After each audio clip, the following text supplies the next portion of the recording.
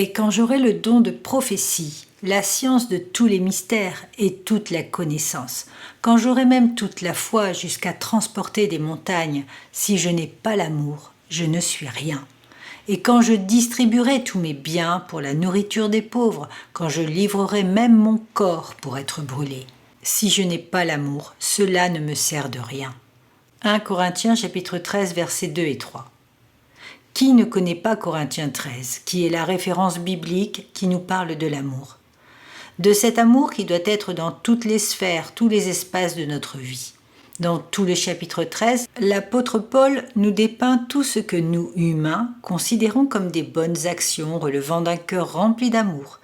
Mais à chaque citation, il termine par « Si je n'ai pas l'amour, je ne suis rien ».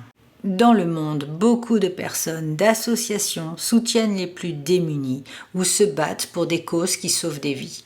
La générosité est de mise bien souvent pour venir en aide aux populations victimes de catastrophes et de persécutions avec les ONG. C'est une bonne chose, mais ce n'est pas l'amour. L'amour de Dieu dont nous parle Paul n'est pas comparable à nos bonnes œuvres ou à notre courage charnel.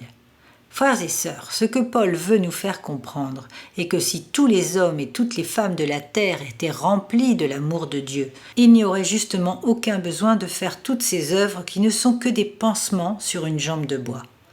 L'amour de Dieu évite justement d'avoir recours au soutien et aux œuvres humanitaires, car il ne produit pas le mal. Mais comme l'homme est infecté par le péché, il faut créer des actions d'aide qui ne sont que des traitements humains, mais n'offrent aucune guérison divine. Il est évident qu'il faut participer à ces aides et à ces soutiens, mais ce n'est pas de l'amour. Combien participent à des œuvres caritatives et ont une vie qui ne reflète rien de bon? Voilà pourquoi Paul répète « Si je n'ai pas l'amour, je ne suis rien ». Je vous recommande de remplacer dans tout ce chapitre de 1 Corinthiens 13 le mot « amour » par « Jésus » et vous aurez une perception encore plus profonde de l'amour. L'amour de Dieu sacrifiant son Fils unique pour nous libérer du péché est inestimable. C'est un amour inconditionnel, sacrificiel, qui se donne pour les autres. Prions que le plus grand nombre se tourne vers Jésus et reçoive son amour.